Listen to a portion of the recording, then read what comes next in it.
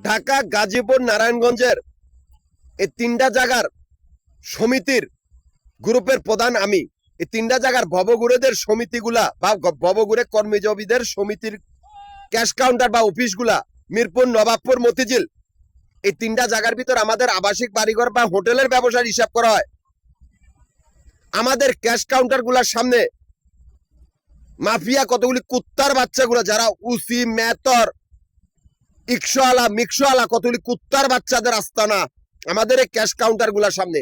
এই বান্দিরপুত গুলাই মাফিয়া কুত্তার দল, যারা নিকৃষ্ট ডাকাত বা নিকৃষ্ট হাইজাকার, নিকৃষ্ট অজ্ঞান পার্টি বা নিকৃষ্ট মলম পার্টি বা নিকৃষ্টতম ধর্ম ব্যবসায়ী বা নিকৃষ্ট জঙ্গি সংগঠন। এই কুত্তার বাচ্চাগুলোর আস্তানা আমাদের ক্যাশ কাউন্টার গুলার সামনে।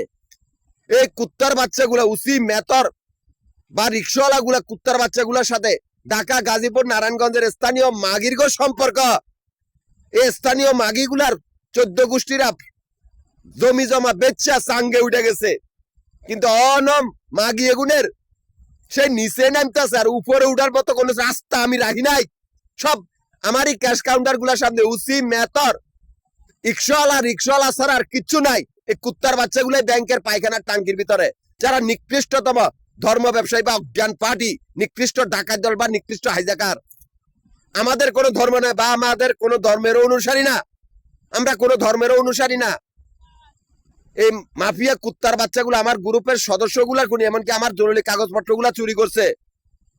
এজন্যই আমি বলতাছি, ঢাকা শহরের বা গাজীপুর বা নারায়ণগঞ্জের স্থানীয় মাগিগুলা, তোদের লাভ হবে না। তোদের সাথে সম্পর্ক মুসি, মেতর আর রিক্সাওয়ালার গো, সে যুগটাই খানকি মাগিয়গল।